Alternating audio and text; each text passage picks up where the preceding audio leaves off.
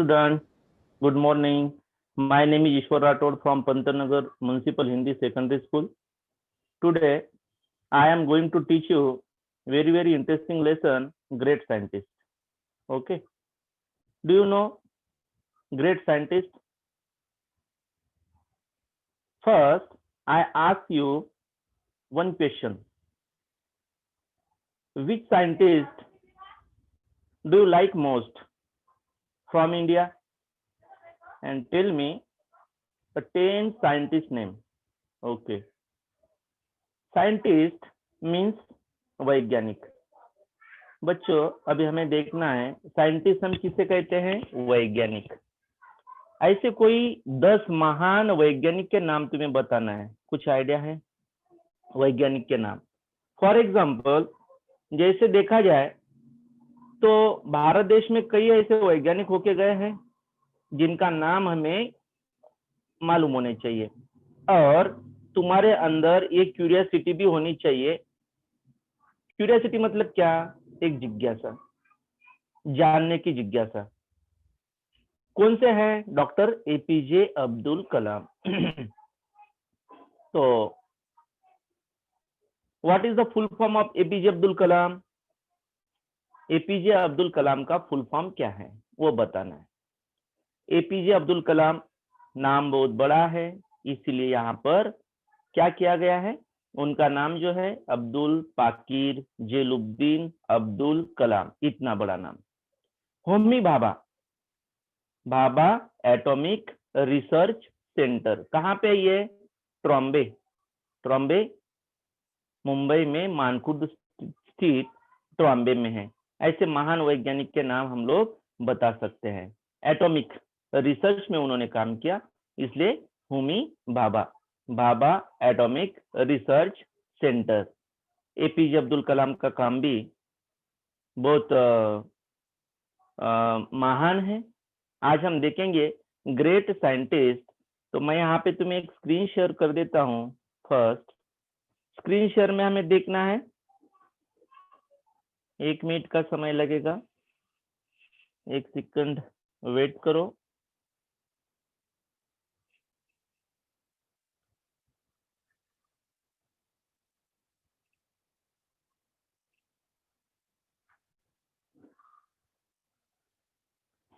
यहाँ पर हम देखेंगे पूरी किताब, बुक यहाँ पे रहेगी।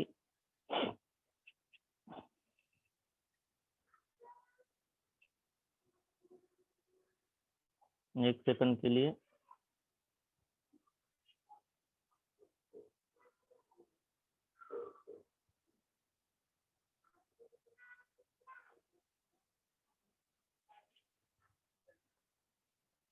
यहाँ पे हम देखेंगे 3.5 ग्रेट साइंटिस्ट, महान वैज्ञानिक।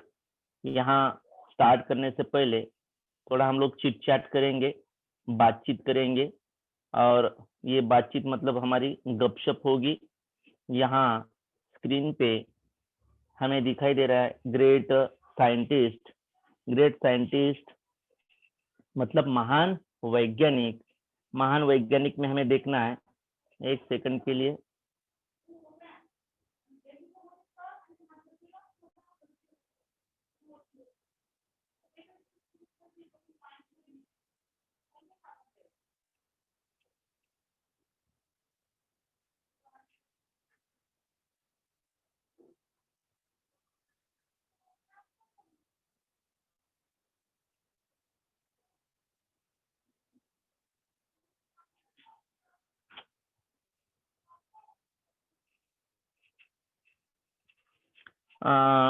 यहाँ पर ये स्क्रीन हमारे सामने रही। ग्रेट साइंटिस्ट, महान वैज्ञानिक। 3.5 चिट चैट। सबसे पहले वार्मिंग अप। वार्मिंग अप का अर्थ क्या है बच्चों? वार्मिंग अप मतलब जैसे एक्सरसाइज करते हैं वार्म अप करना होता है। थोड़ी गपशप हम लोग यहाँ पे करेंगे। चिट चैट, गपशप।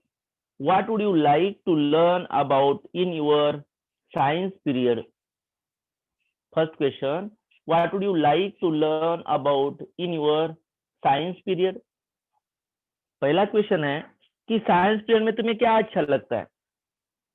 क्या पढ़ना अच्छा लगता है? तो एग्जाम्पल हम यहाँ पे देख सकते हैं, I would like to learn about our solar system, water cycle, micro organism, recycling, old material and machine, astrophysics, etc. इतना हम लोग यहाँ पे जवाब दे सकते हैं। What would you like to learn about in your science period? Solar system किसे कहेंगे? आज सोलार को बहुत डिमांड आ गया है, जैसे कि न्यू कंस्ट्रक्शन बन रहे हैं आए दिन में, इस कंस्ट्रक्शन में सोलार लग रहे हैं, स्ट्रीट लाइट है, इसको हम सोलर सिस्टम कहेंगे। दूसरा क्या है, क्या अच्छा लग सकता है? Water cycle. वाटर साइकिल मतलब क्या? पानी को जो हम रिसाइकल करते हैं। माइक्रो ऑर्गेनिज्म है, रिसाइकलिंग ओल्ड मटेरियल है, जैसे कि plastic, etc.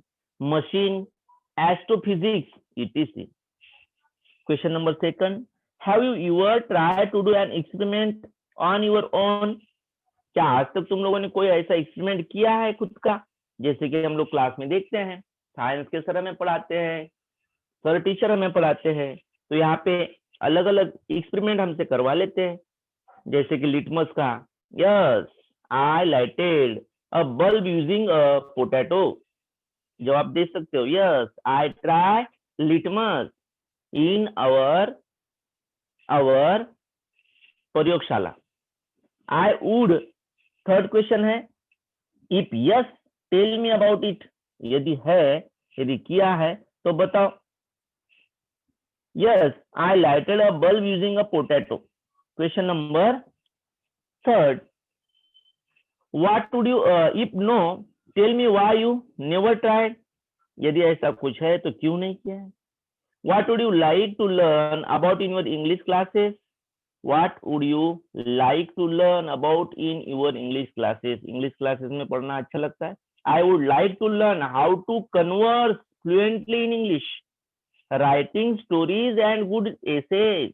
I would like, मुझे इंग्लिश क्लास पढ़ना अच्छा लगेगा। तो जवाब हमें इसी प्रकार देना है, what would you like to learn about in your English class? Yes I would like to learn how to converse fluently in English, writing stories and good essays.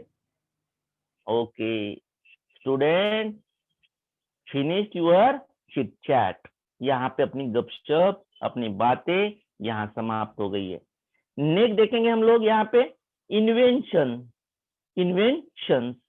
Think of as many examples of the following as you can and write them in the appropriate column. नीचे दिए गए उदाहरणों के बारे में सोचिए और उन्हें दिए गए उचित स्तंभों में लिखिए। यहाँ पर दिया गया है, उचित स्तंभों में हमें क्या करना है, उसे लिखना है। क्या एग्जाम्पल दिए गए हैं? Type of machines and example. Type of मतलब कौन से प्रकार की मशीन है और उनके एग्जाम्पल भी यहाँ पर दिए गए हैं, देखना है हमें। First, simple machine that are operated by hand. पहला सवाल तो यह है कि type of machine, simple machine that are operated by hand. Simple मतलब सादी मशीन, जो यंत्र है वो अपने हाथों से हम लोग इस्तेमाल करते हैं, बताना है। एग्जाम्पल के तौर हमें साइड में यहाँ पे दिखाई दे रहा है, यहाँ पे हमें लिख देना है। एग्जाम्पल, स्क्रू, सिंपल मशीन है। स्क्रू ड्राइवर, जो घर में हम लोग डेली इस्तेमाल करते हैं। एग्जाम्पल दे सकते हो, एग्जाम्पल के इसमें यहाँ पे तो खाली ब्लैंक दिख रहा है तुम्हें, तो वहां पे लिख सकते हो simple machine that operated by hand, screwdriver. Next लिख सकते हो pincer, auger, chisel, drill machine, use every day, hole in your wall, तुम्हारे दीवार के अंदर होल बनाने के लिए ड्रिल मशीन का इस्तेमाल किया जाता है। Spanner, etc etcetera. Okay, second, machines that run on electricity. Machine that run on electricity. Electricity पे रन चलने वाली मशीन का एग्जाम्पल यहाँ पे देना है। Students, fill in blank. First, electric motor. You are used water up and down, solar system, fan. Fan भी यंत्र मशीन है, इलेक्ट्रिसिटी पे चलती है fan. Next, air. Air conditioner means short form air conditioner, AC. Third, hair dryer, जो तुम लोग hair dryer करते हो. Geyser, mixer, oven, ETC. इतने सारे एग्जाम्पल हम दे सकते हो तुम्हारे मन में, एज यू लाइक. तुम्हें जो लगता है, तुम्हारे ध्यान में जो भी आए, जिसके ऊपर फोकस रहे, जो इलेक्ट्रिसिटी पे चलता है, वो सारे इलेक्ट्रिसिटी के ऊपर रन होने वाले machine that run on electricity. Machine के ऊपर दौड़ने वाली, चलने वाली जो मशीन है, उनके नाम बताना है. तो हम यहाँ पे एग्जाम्पल के तौर पर बता दिए. इलेक्ट्रिक मोटर है, फैन है, एयर कंडीशनर है, हेयर ड्रायर है, गीजर है, मिक्सर है, ओवन है, ETC. इलेक्ट्रॉनिक डिवाइसेस यहां दिया गया है, इलेक्ट्रॉनिक डिवाइसेस. अब इलेक्ट्रॉनिक डिवाइसेस, इलेक्ट्रिक, विद्युत पे चलने वाले, विद्युत धारा पर चलने वाले कौन से डिवाइसेस है? जैसे लाइक मोबाइल फोन, टैबलेट है, लैपटॉप है, कंप्यूटर है, स्पीकर है, आईपॉड है. बहुत सारी चीजें तुम लोग बता सकते हो जो इलेक्ट्रॉनिक डिवाइस पे. अभी मोबाइल को बिना चार्ज किए कभी मोबाइल नहीं चल सकता है ना. तो मोबाइल जो है, ये है इलेक्ट्रिकल या इलेक्ट्रॉनिक डिवाइस कहेंगे. नेक्स्ट है write as many uses of the following as you can. निम्नलिखित वस्तुओं का जितना उपयोग हो सकता है उतना उपयोग लिखिए. अ क्लॉथ ऑफ बैग बताना है. अ क्लॉथ ऑफ बैग, क्या इस्तेमाल है क्लॉथ ऑफ बैग का? क्लॉथ ऑफ बैग, कपड़े की जो बैग है, उसका इस्तेमाल क्या है वो बताना है. एक मिनट में दूसरा थोड़ा सा एक लिखने के लिए तुम्हें डायरेक्टली इससे शेयर करना चाहूंगा.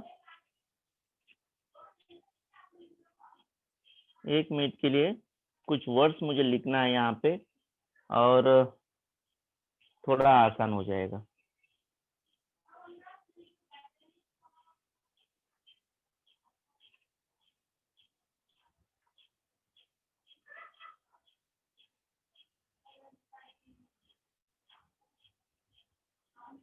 एक सेकंड हो गया, क्योंकि तो अभी हमें यहाँ पे जो लास्ट दिया गया है वो देखना है. Write as many use of the following as you can, form group of 4, compare your list, make a long list by putting together the list of all member. क्या करना है? Write as many uses of the following as you can. नीचे जो कुछ दिए गए हैं, निम्नलिखित वस्तुओं का नाम दिया गया है, उनका इस्तेमाल हमें करना है और उसका सब कुछ लिखना है. अ क्लॉथ ऑफ बैग, क्या यूज होता है क्लॉथ ऑफ बैग? ये यहाँ पे दिख रहा है ए. अ क्लॉथ बैग, इसका यूज क्या होता है? तो हम लिख सकते हैं यहाँ पे अ क्लॉथ बैग. बोलो क्या होता है इस्तेमाल? To carry things, for keeping clothes, shopping, using instead of paper bag, etcetera, ETC मतलब आदि इत्यादि. क्या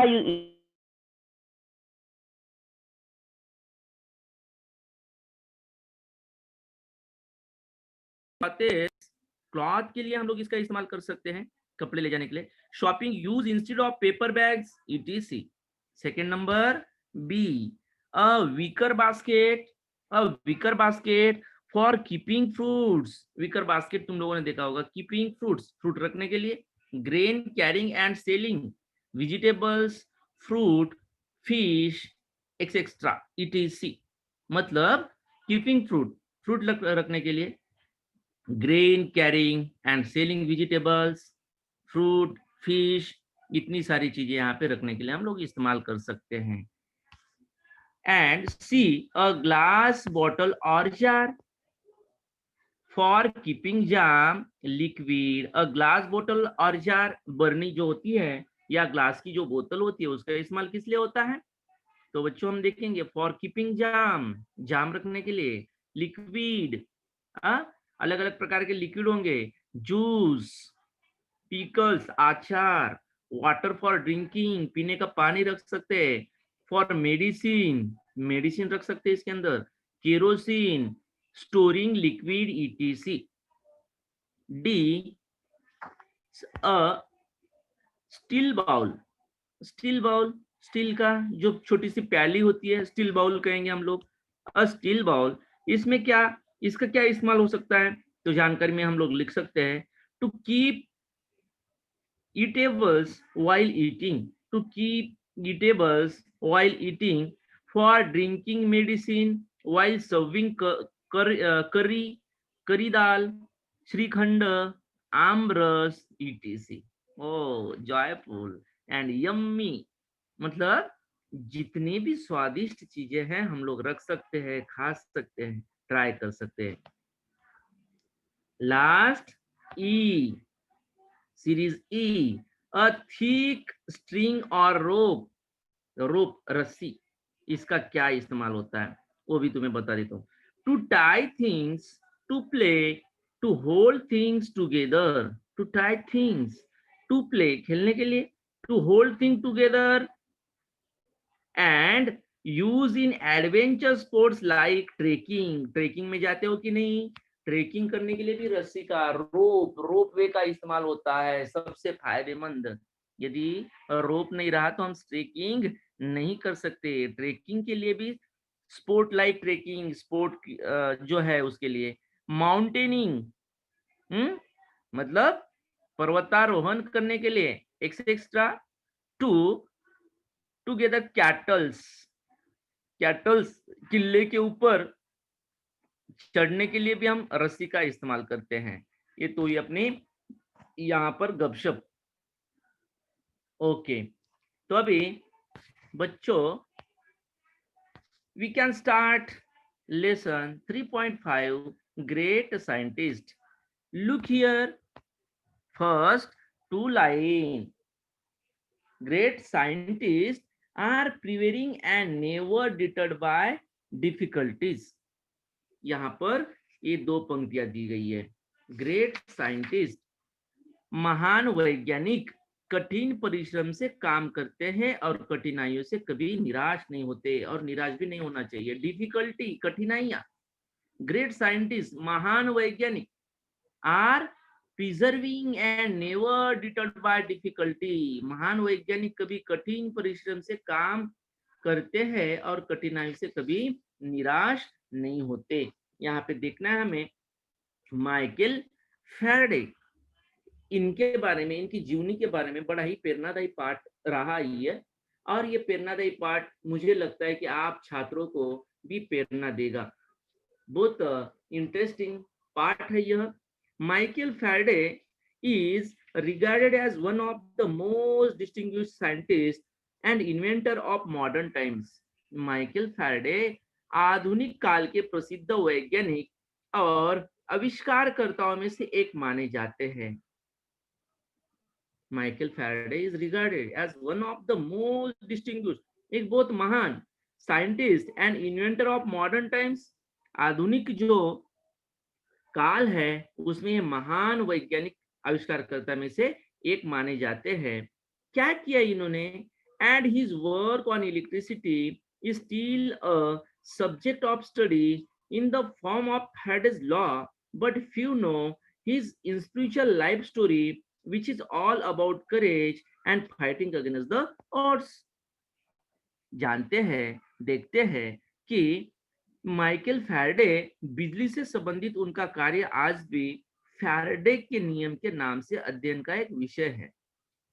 धैर्य और प्रतिकूल परिस्थितियों का सामना करने वाली उनकी प्रेरणादायी जीवन कथा बहुत कम लोगों को मालूम है। बड़ी स्पिरिचुअल, या इंस्पिरेशनल लाइफ स्टोरी। इंस्पिरेशनल मतलब क्या, इसे कहेंगे हम प्रेरणादायी। कभी कभी मुझे जैसे कि हम लोग देखते तो हिस्ट्री में छत्रपति शिवाजी महाराज, इनके जीवन से मुझे बहुत प्रेरणा मिलती है, आप लोगों को भी मिलती होगी उम्मीद करता हूँ। जैसे कि Maharana Pratap, the great warrior, the great Hindu warrior Maharana Pratap and Chhatrapati Shivaji Maharaj. ऐसे कितने तो भी हम लोग नाम बता पाएंगे कि इनकी जो इंस्पिरेशनल लाइफ स्टोरी है, इससे हमें प्रेरणा मिलती है और आगे बढ़ने की एक ताकत मिलती है। तो चलो जानते हैं, लेट स्टार्ट। वी कैन हम देख सकते हैं यहाँ पे माइकल फैराडे और उनकी जीवनी के बारे में। Passage second, Michael Faraday was born into a poverty-stricken family in a dirty London suburb. Michael Faraday का जन्म लंदन के एक गंदे, यहाँ पे डर्टी, डर्टी मीन्स क्या, गंदा, एक गंदे उपनगर में गरीबी की मार झेलने वाले एक परिवार में हुआ था, एक परिवार में हुआ था। He suffered from speech defect as a child. He suffered from a speech defect as a child. He would pronounce a rabbit as rabbit. He could not even say his own name and would call himself Faraday. मगर एक थोड़ी सी बात थी कि Michael Faraday बचपन में बोलने में कठिनाई के कारण उन्हें कष्ट भोगना पड़ता था। क्या था प्रॉब्लम उनको बोलने में? जैसे कुछ लोग छोटे बच्चे तुतलाते हुए बोलते हैं, तुतलाते हुए बोलते रहते हैं। जैसे कि उनको राम राम बोलेंगे तो आगे से उनका बाम बाम ऐसा कुछ आएगा, रा बा ऐसा, अर्थात इसको क्या कहेंगे, तुतलाना। और सफर्ड, सफर्ड मतलब ग्रस्त होना। He suffered from speech defect as a child.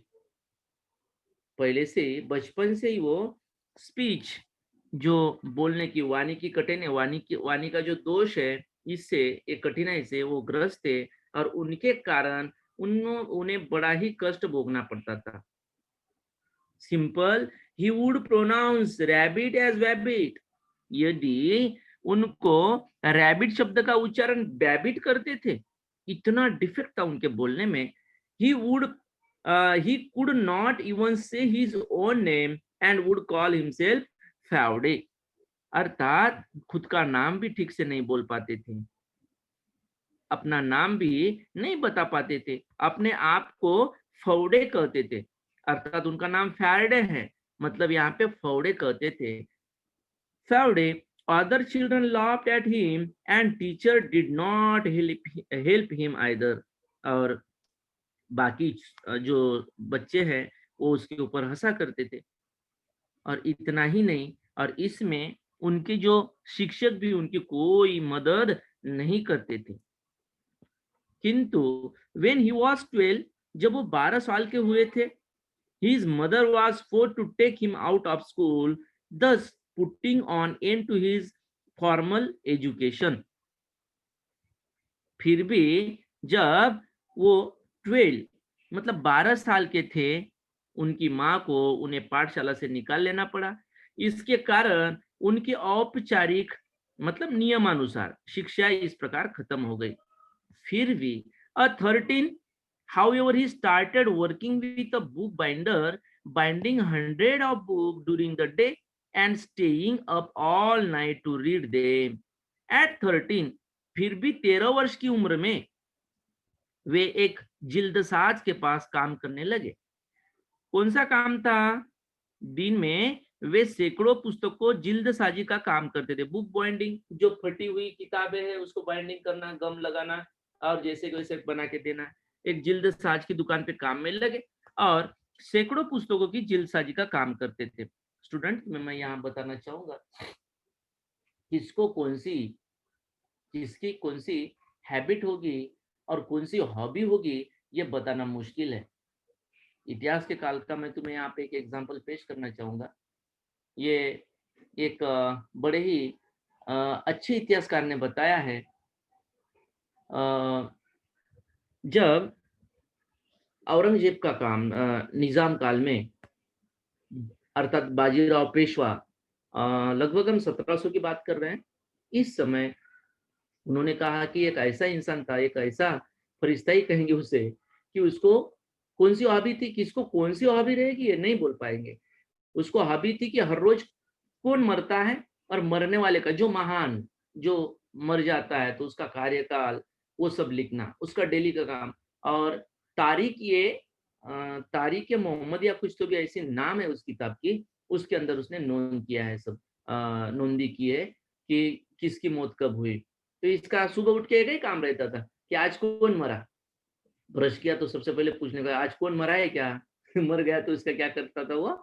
अपना रिकॉर्ड बनाता था। उसको छत्रपति राजा राम महाराज की जब मौत हुई तो उनको कुछ तो भी हिंदुस्तान करके ऐसा कुछ उन्होंने नाम दिया है वहाँ पे। बाजीराव पेशवा जब मरे तो उनका भी रिकॉर्ड उसके यहाँ पे मिलता है। औरंगजेब का भी उनका रिकॉर्ड उसमें मिलता है।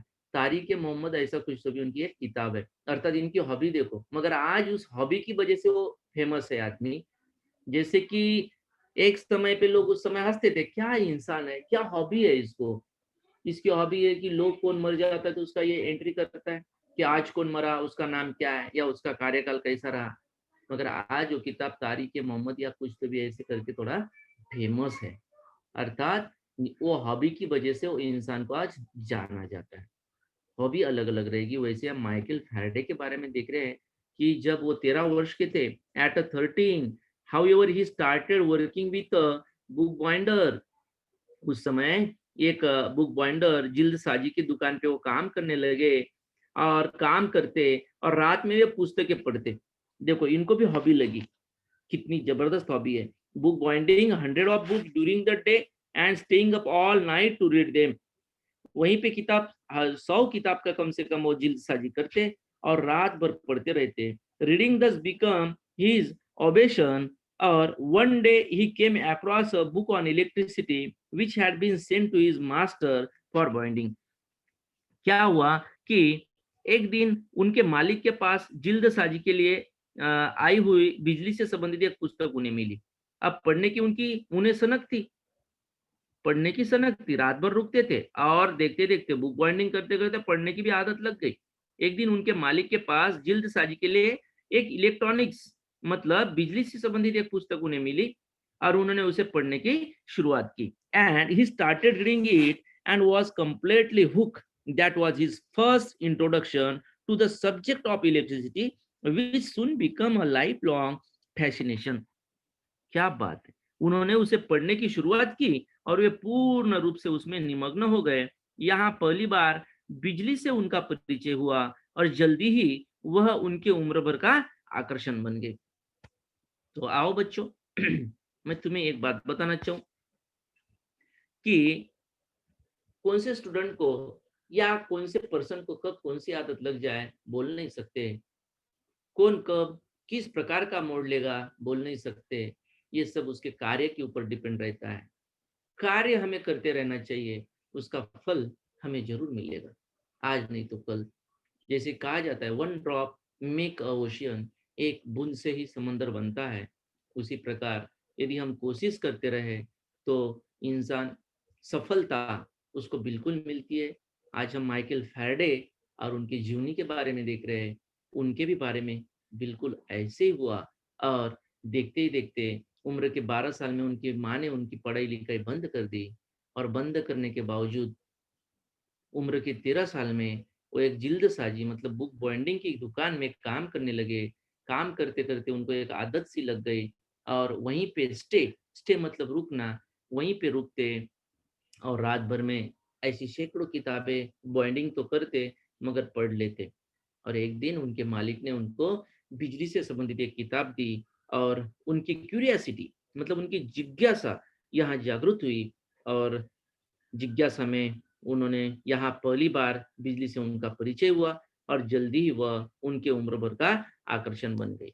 एंड लाइफ लॉन्ग फैसिनेशन, यहाँ पे तुम्हें दिख रहा है फैसिनेशन। फैसिनेशन का अर्थ क्या होता है? आकर्षण।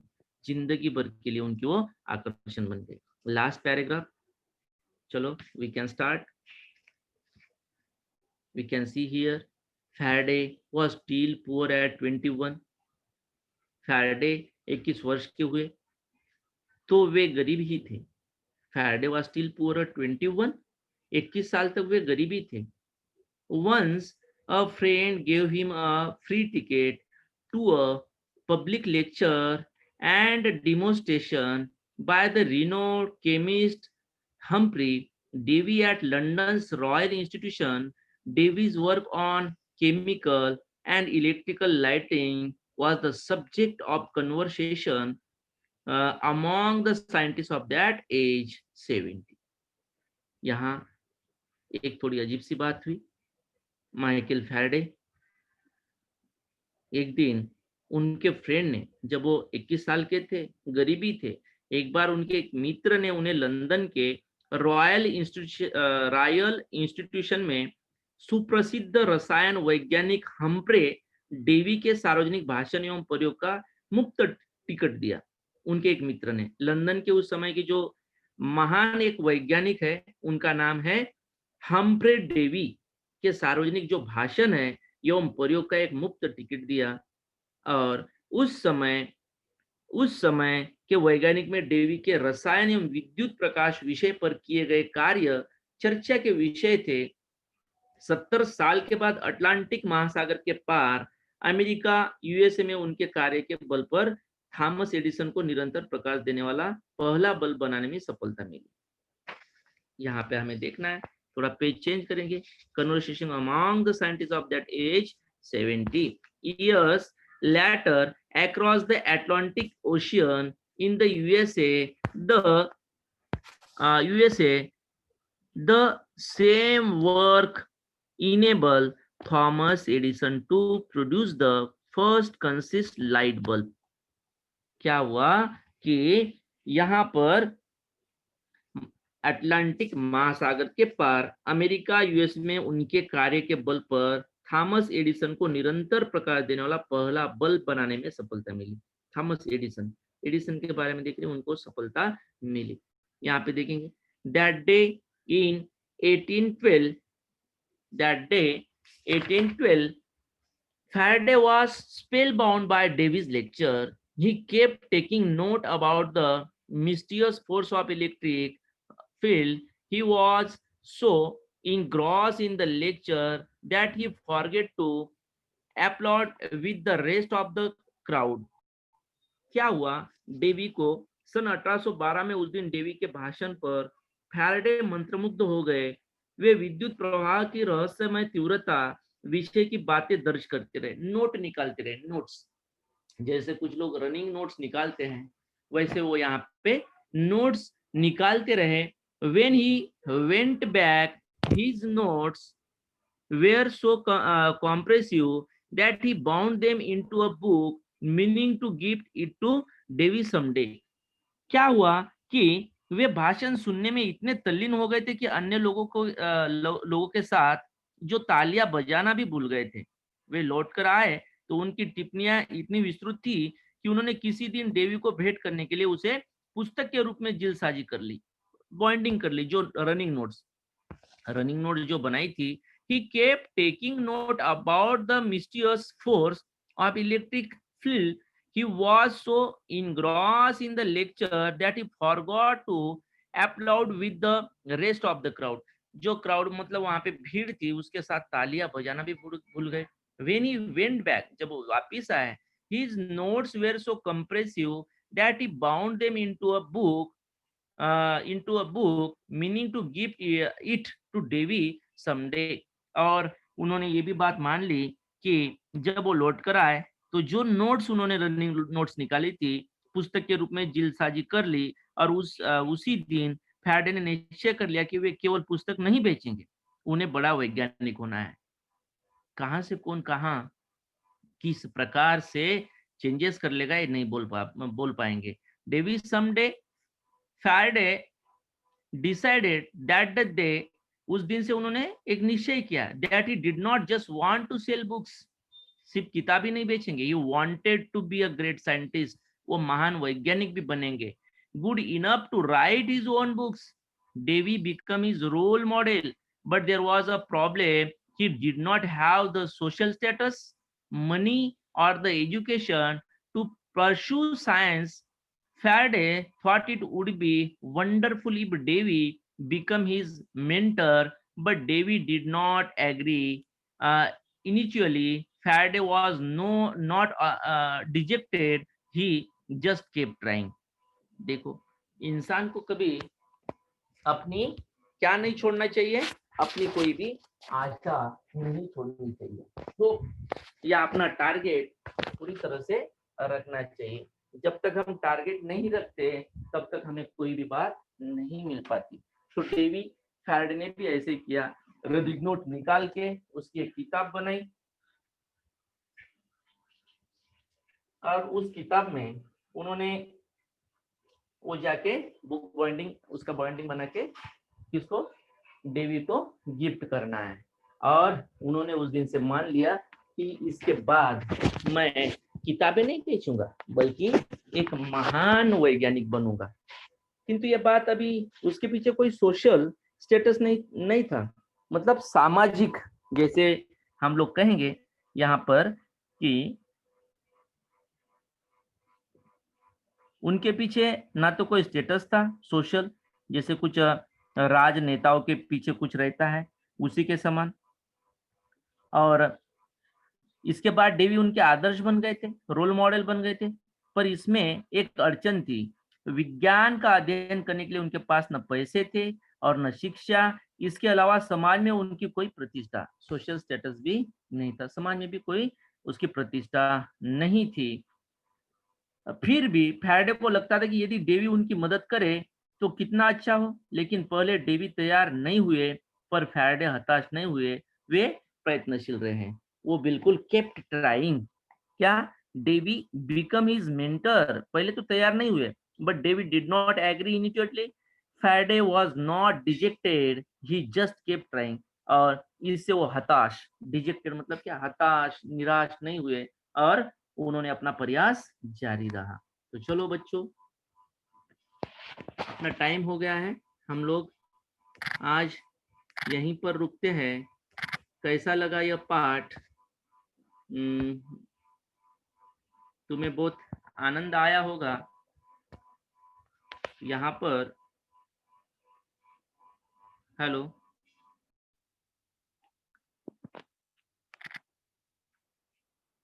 तो स्टूडेंट, आज का ये पाठ बड़ा ही प्रेरणादायी रहा। आशा करता हूँ कि तुम्हें बहुत अच्छी तरह से समझ में आया होगा। और आज हम लोग यहीं पे रुकते हैं, और जो लेसन अपना बचा है, मिलते हैं। We will meet next lecture. Okay, यहीं पे रुकते हैं। बाय।